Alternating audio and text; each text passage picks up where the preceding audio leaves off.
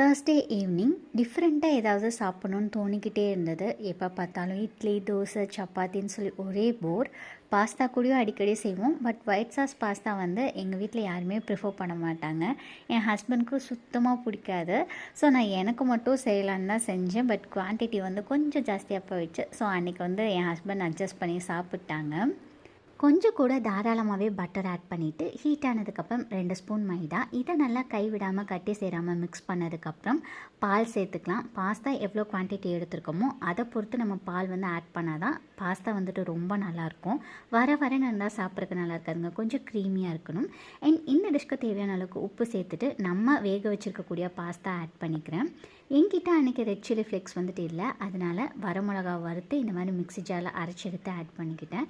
இது ஒரு மிக்ஸ் பண்ணி ஒரு 2 மினிட்ஸ் வச்சுருந்தா நம்மளோட எம்மியான ஒயிட் சாஸ் பாஸ்தா ரெடி. கண்டிப்பாக ட்ரை பண்ணி பாருங்கள். தேங்க்ஸ் ஃபார் வாட்சிங். Keep supporting.